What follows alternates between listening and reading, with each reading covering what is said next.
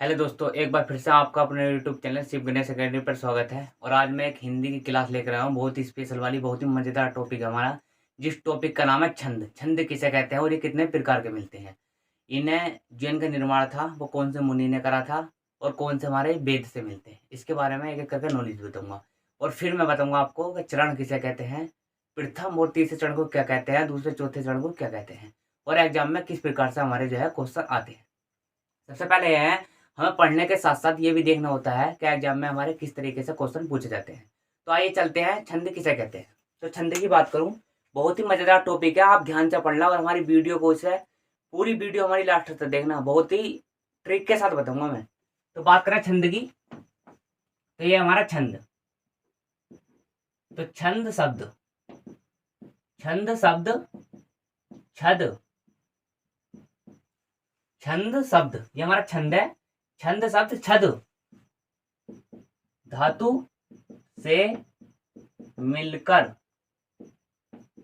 बना होता है। बता रहे हैं हम पहले छंद के बारे में। तो छंद शब्द छद धातु से मिलकर बना होता है, जिसका जिसका अर्थ होता है, जिसका अर्थ होता है खुश करना, ये लेता हूं खुश करना, या कह सकते हैं आह्लादित करना, आह्लादित करना, आह्लादित करना। एक बार रिपीट और कर देता हूं, ये हमारा क्या है, छंद। तो छंद शब्द जो हमारा छद धातु से मिलकर बना होता है, जिसका अर्थ होता है खुश करना है, आह्लादित करना। सबसे नंबर 1 क्वेश्चन यहाँ से बनेगा। बताओ कैसा बनेगा क्वेश्चन, बनेगा छंद। क्वेश्चन बता रहा हूँ, एग्जाम में इसी प्रकार से बनेगा, जिस प्रकार से क्वेश्चन बनते हैं उसी तरीके से बताता चला जाऊंगा। एक भी क्वेश्चन छूटने नहीं दूंगा, आपका कर का होगा पक्का, और कभी भूलोगे भी नहीं, ऐसी ट्रिक से बताऊंगा छंद। तो छंद का अर्थ है, बताओ ऑप्शन कैसे मिलते हैं, ऐसे मिलेंगे, खुश करना, नंबर 2, नंबर 2 लिख देता हूं मैं, निराश करना, ऐसे मिलते हैं ऑप्शन, निराश करना। नंबर 3 लिख देता हूं मैं, उत्साहित करना, उत्साहित करना।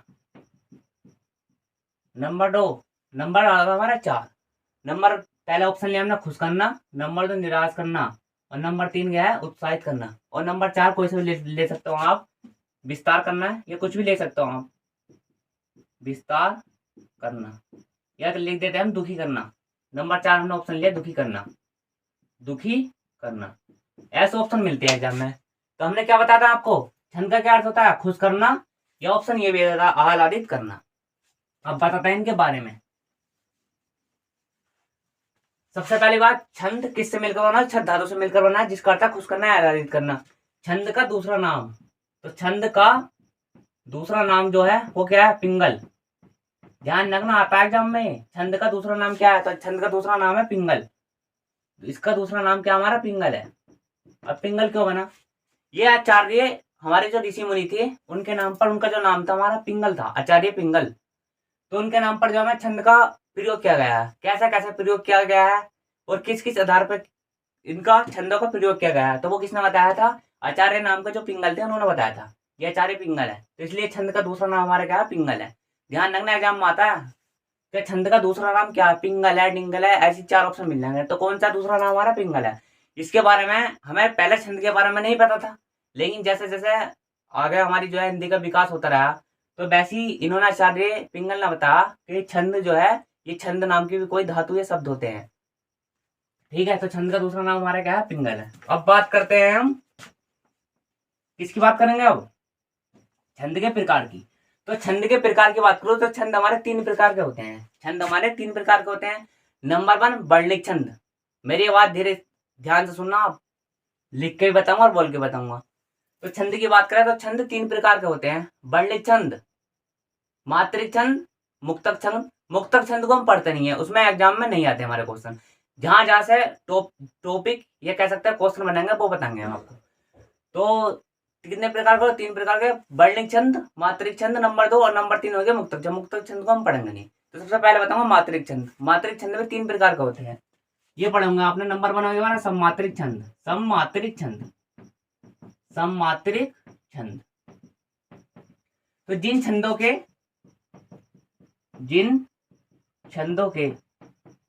चारों चरणों की मात्राएं, जिन छंदों के चारों चरणों की मात्राएं क्या होती है? समान होती है, समान, एक समान होती है। तो वे क्या कहलाते हैं हमारे? सममात्रिक छंद। सममात्रिक छंद कहलाते हैं, सममात्रिक छंद कहलाते हैं। बात करेंगे हम नंबर 2 की। नंबर 2 क्या बताया था हमने? ये छंद के प्रकार बता रहा हूँ, किसमें? मात्रिक छंद के। मात्रिक छंदों का हमारे मात्रों के आधार पर बांटा गया है, इसलिए मैंने मात्रिक छंद कहते हैं। और मात्रिक छंद 3 प्रकार के होते हैं। नंबर में सममात्रिक छंद और दूसरा नंबर अर्ध सममात्रिक छंद। अर्ध सममात्रिक छंद, इसे सममात्रिक छंद इसलिए कहा गया है क्योंकि इसमें चारों चरणों की मात्रा क्या है? समान होती है। 4 चरण किसे कहते हैं? सबसे पहले बताऊंगा। तो जैसे हमने कोई लाइन लिखी है चरण, और इन चरणों को जो है हमने जो बांटा है वो मात्राओं के आधार पर बांटा गया है। तो इनका एक नाम रखा गया है कि पहले और तीसरे चरण को समचरण कहेंगे, और पहले और तीसरे चरण को कहेंगे विषम चरण, और दूसरे और चौथे चरण को कहेंगे समचरण।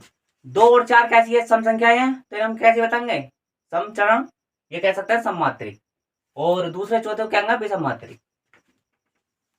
तो ये हमारा अर्ध सममात्रिक। तो इसके प्रथम और तीसरे चरण में सममात्रिक, अर्ध सममात्रिक छंद में बता रही हूं। इसके प्रथम और तीसरे चरण में कैसे होंगे? विषम मात्रिक, विषम मात्रिक मात्राएं। और तथा दूसरे और चौथे चरण में सममात्रिक मात्राएं होती हैं,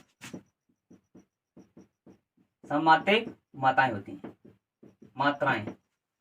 इसके प्रथम और तीसरे चरण में विषम मात्रिक मात्राएं होती है, दूसरे चौथे चरण में कैसी होती है? सम मात्राएं होती है। सम कह दो, सममात्रिक मात्राएं होती हैं, तो इसे क्या कहते हैं? सममात्रिक छंद कहते हैं। और नंबर 3 में बताऊंगा। नंबर 3 क्या हमारा? विषम मात्रिक छंद। नंबर कौन सा है? 3, विषम मात्रिक छंद।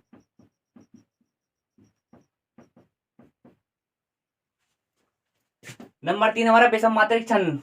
तो ये 2 छंदों से मिलकर का बना होता है, 2 छंदों से मिलकर बना होता है, इसलिए देख रहे हो शायद आपको, इसलिए इसे विषम मात्रिक छंद कहते हैं। ये होगी इनकी परिभाषा। जिसे स्क्रीनशॉट लेना है, जिस स्टूडेंट को, वो स्क्रीनशॉट ले सकता है। इसकी परिभाषा है, इसके बारे में बताया। अब इन्हें हम बिल्कुल डीपली से बताएंगे, इनके प्रकार के होते हैं। इससे पहले मैं बता दूं आपको मात्राएं।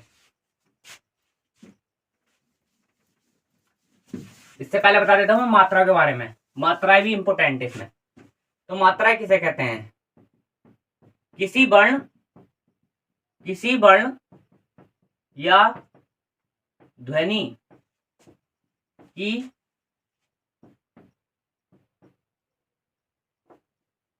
किसी वर्ण या ध्वनि को क्या कहते हैं? हम मात्राएं कहते हैं।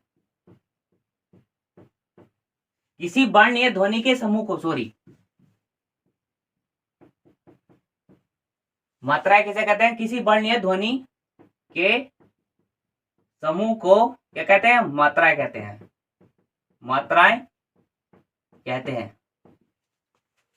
मात्राएं हमारी 2 प्रकार की होती है। मात्राएं क्या होती हैं? 2 प्रकार की होती है। एक तो लघु मात्रा होती है हमारी, एक होती है दीर्घ।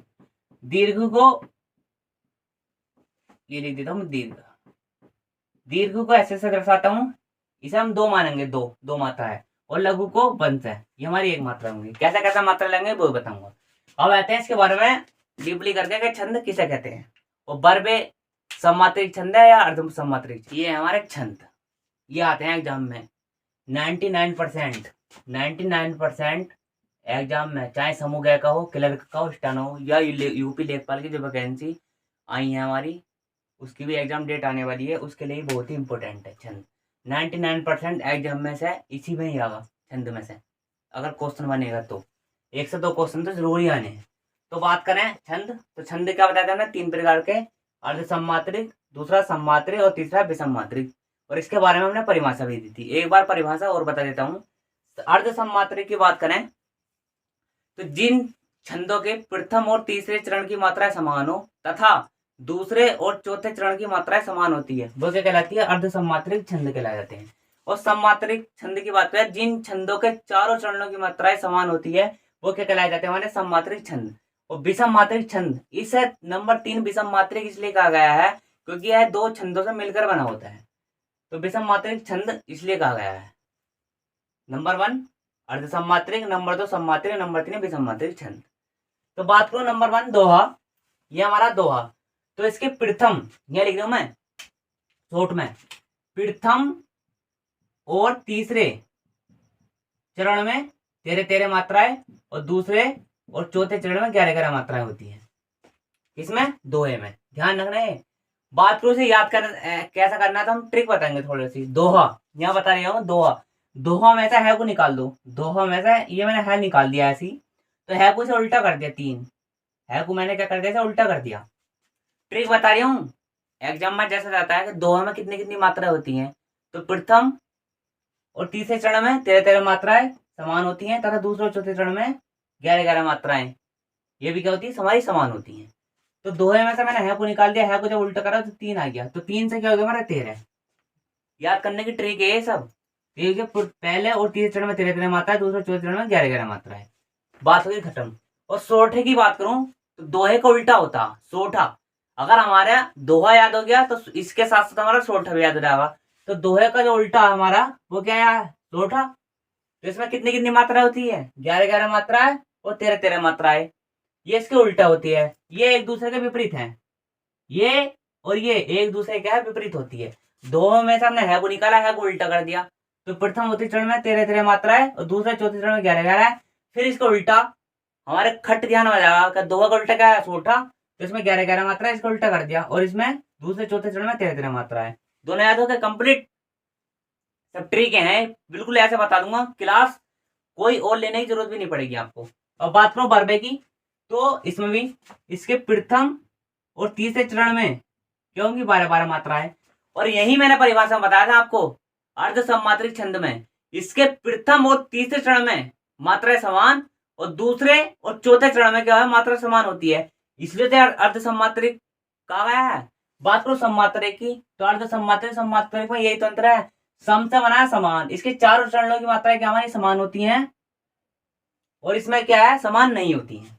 अब बात करो बरबे की, बरबे बता दिया, पहले और तीसरे चरण में 12 मात्राएं और दूसरे और चौथे चरण में क्या होती है, बराबर मात्राएं। तो इसमें मात्रा की बात करूं कितनी है, 12 मात्राएं पहले और तीसरे चरण में और 7 मात्राएं दूसरे और चौथे चरण में। ये हो गया हमारे बरबे कंप्लीट। अब बात करूं और बरबे को याद कैसे करना, बरबे को बताऊं, बरबे की ट्रिक बताऊं।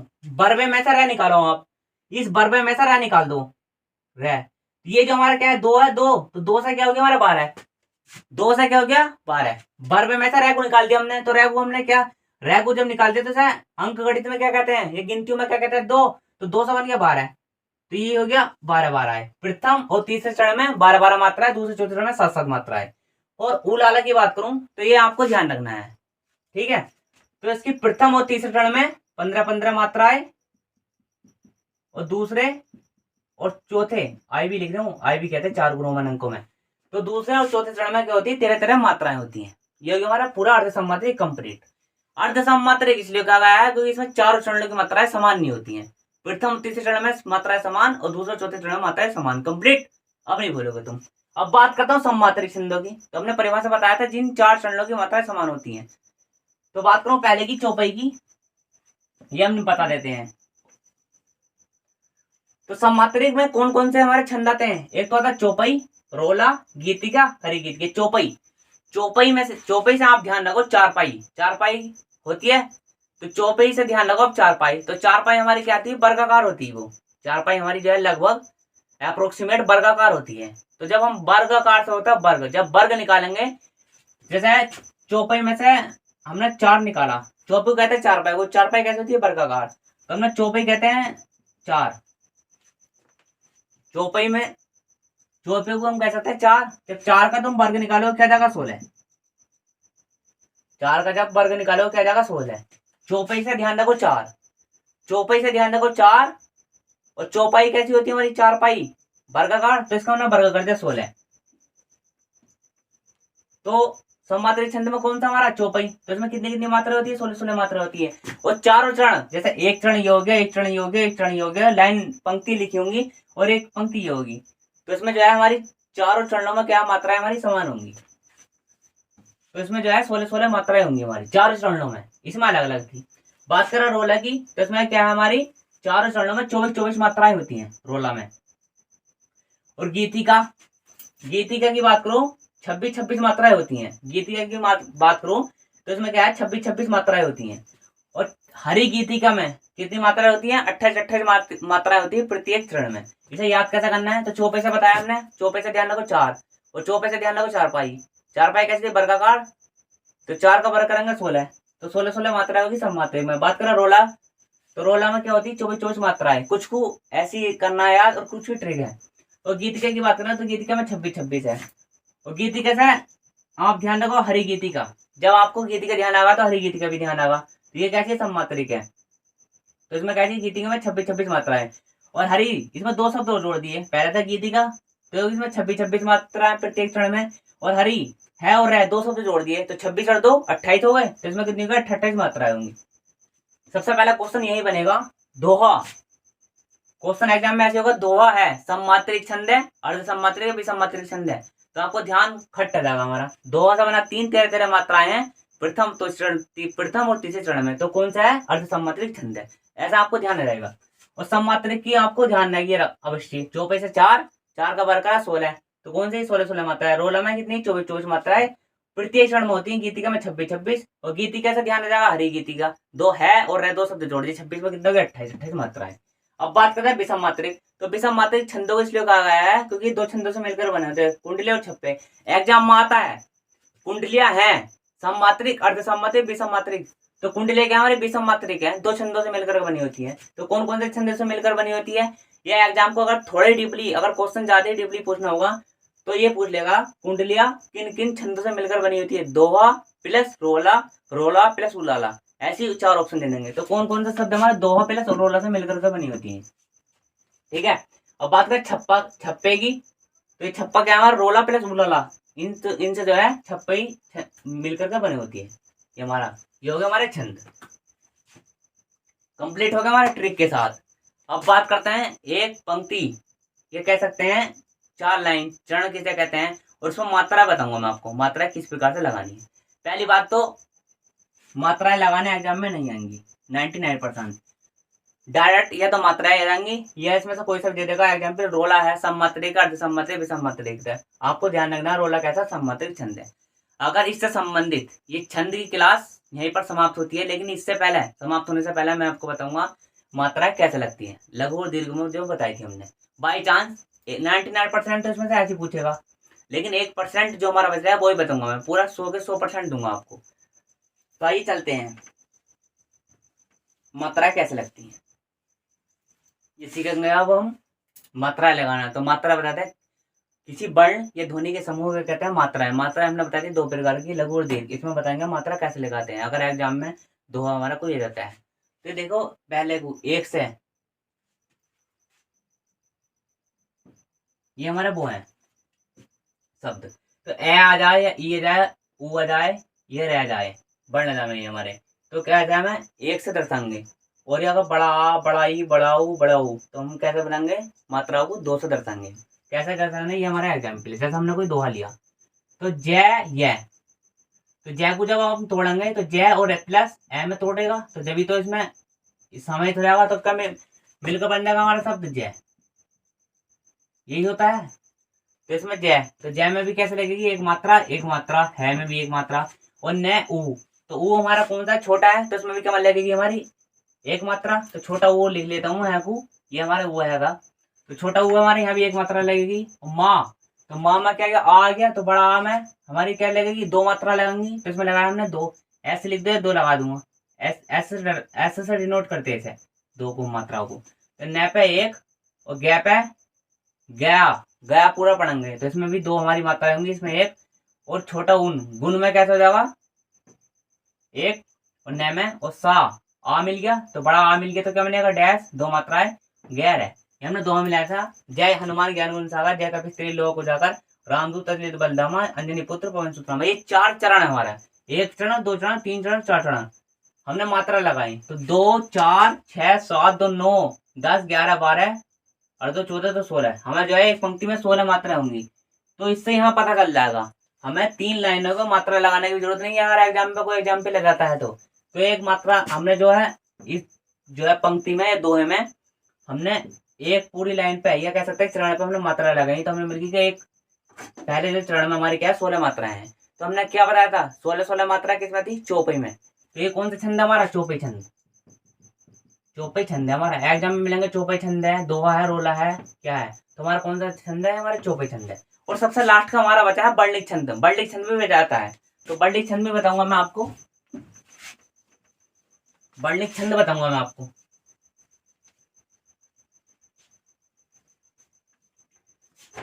मात्रिक छंदों को मात्राओं के आधार पर और बर्लिक छंदों को वर्णों के आधार पर बांटा गया है। तो ये जाते हैं वर्णों के आधार पर, तो बर्लिक छंद वर्णों के आधार पर बांटे गए हैं। तो ये सबसे पहला है इंद्र वज्र, उपेंद्र वज्र, बसंत लतिका, मंदकांता। इन्हें चारों को आप ध्यान रखना, इन छंदों को बर्लिक छंद में आते बे आते थे सब मात्रिक, उसमें मात्रिक छंद में जो हमने बताए बे तो 90% एग्जाम में ऐसे मिलेंगे और 10% अगर इनमें से पूछ ले बर्लिक छंदों में से तो हमें जो है कोई भी क्वेश्चन हमारा जो है छूटना नहीं चाहिए। तो बर्लिक छंद में कौन सा था इंद्र वज्र, उपेंद्र वज्र, बसंत लतिका, मंदकांता। तो कितने कितने वर्ण होते हैं, वर्ण होते हैं इसमें 11 वर्ण, उपेंद्र वज्र में 11 वर्ण, ये ध्यान रखना आपको। बसंत लतिका में प्रत्येक में 14 वर्ण, मंदकांता में 17 वर्ण। ये हमारी जो है छंदों क्लास यहीं पर समाप्त होती है। और आप नीचे कमेंट बॉक्स दिया है आपको कोई भी डाउट हो छंदों से रिलेटेड या कोई भी क्वेरी हो या कोई भी क्वेश्चन हो तो आप मुझे कमेंट कर सकते हैं। तो आज हमारी ये हिंदी क्लास यहीं पर समाप्त होती है। अगर वीडियो अच्छी लगी हो तो ज़्यादा लाइक करो, शेयर करें, सब्सक्राइब करें। जय हिंद।